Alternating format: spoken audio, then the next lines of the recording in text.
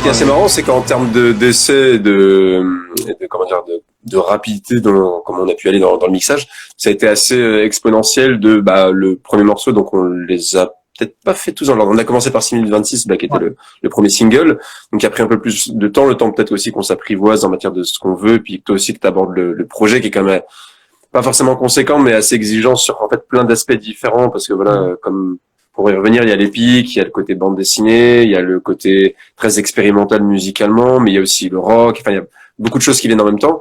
Et puis les derniers morceaux, donc toutes les différentes parties du dernier morceau, du 7e morceau, It Took Time, ça a été quasiment automatique, enfin il y a eu très peu de retours, ça s'est fait en 1 ou 2 versions, et du coup il y a le coche qui a été pris, et au final à la fin c'est comme si t'étais en phase avec le projet en fait.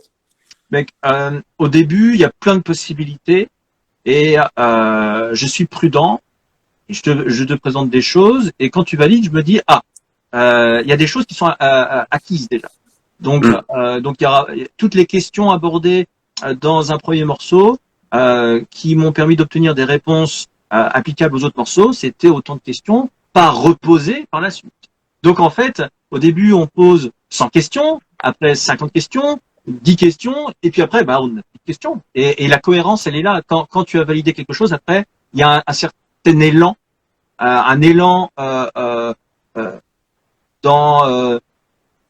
il y a une dynamique, en fait, une dynamique qui est sur le plan, sur le plan intuitif, on a tout deviné. Sur le plan intellectuel, on sait tout. Sur le plan artistique, ça sonne comme ça les morceaux d'avant qui ont été validés. Donc par la suite, il y a une continuité logique, presque sensoriellement. Le chemin est tracé, mais plus on avance, plus le chemin est tracé. C'est un peu comme si on jouait au jeu du plus et du moins. Si je dois deviner 532 au départ, je dis 0. Après, je dis 1 milliard. Après, je dis 1 million. Et je me rapproche. Et puis, au bout d'un moment, je suis 532 gagné. On recommence 532 parce qu'il reste encore un gagné. Et encore 532. Oui, mais tu l'avais trouvé déjà. Donc, l'approche, c'est pas le mot recette, il est un peu vulgaire, mais l'approche, une fois que on est totalement, on s'est aligné avec des mots. En plus des intuitions, le chemin était fait.